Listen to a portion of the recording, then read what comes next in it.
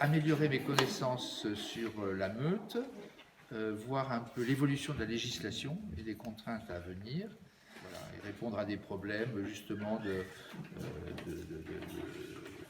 naissance, de reproduction, de garder des lignées et pourquoi on les a gardées et comment elles sont comme ça, et pouvoir l'expliquer. Parce qu'il y a tout un travail à faire en fin de compte à partir du moment où on a commencé à élever.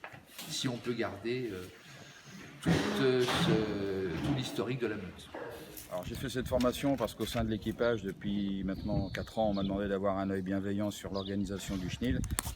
Et bon, ça m'a permis de comprendre un peu mieux certains fonctionnements, certaines règles à suivre, tout ce qui peut être pathologie, au niveau des chiens, l'entretien, l'hygiène, la génétique, enfin toutes ces choses qu'on a vues pendant ces 3 jours. Pouvoir aider les autres qui n'ont pas fait cette formation à l'extérieur d'ici et apprendre pour moi. Sortir des choses qu'on connaît, on a des chiens au chenil, on a des façons de faire et pouvoir voir autre chose et comprendre, savoir si ce qu'on fait est bien. Moi c'était surtout concernant l'élevage et ça nous a appris pas mal de choses quoi. Et, au niveau de l'entretien des chiens, du logement, tout ça. Pour être plus performante au chenil, pour pouvoir plus aider vu que je suis disponible.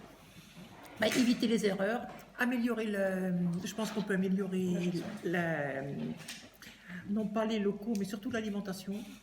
Et puis aussi au niveau de la natalité, éviter des erreurs. J'ai appris beaucoup au sujet autour de la natalité, autour des soins aux enfants, aux bébés. Non, je tiens à dire que les gens de Védric étaient là en train d'écouter et la formation de la part d'un vétérinaire, formation vétérinaire et éleveur en même temps, mais pas du tout dans la même éleveur que nous en meute.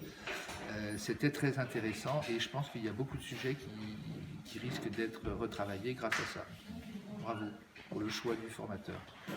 Une petite question qui me vient à l'idée, c'est qu'on en a tellement ingéré pendant 2 jours et demi que si j'avais peut-être un petit reproche à faire ou une remarque à faire, en tout cas à défaut d'un reproche, je trouve que le test est trop proche de la fin du stage.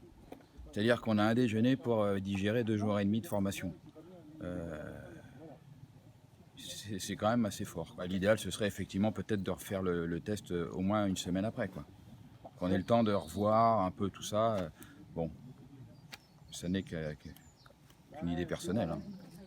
Les objectifs sont atteints, les réponses, j'en ai beaucoup, mais on en a pris tellement dans la tête en 3 jours qu'il faut un peu de recul pour pouvoir assimiler tout ça. Et après, il y aura forcément des questions. Il faut déjà qu'on digère tout ce qu'on a vu ce week-end pour pouvoir l'analyser et le mettre en place. Il y a l'examen dans 2 heures. Ça panique. Hein. C'est pas que ça panique, mais bon, on se dit est-ce qu'on va l'avoir quoi. Bon.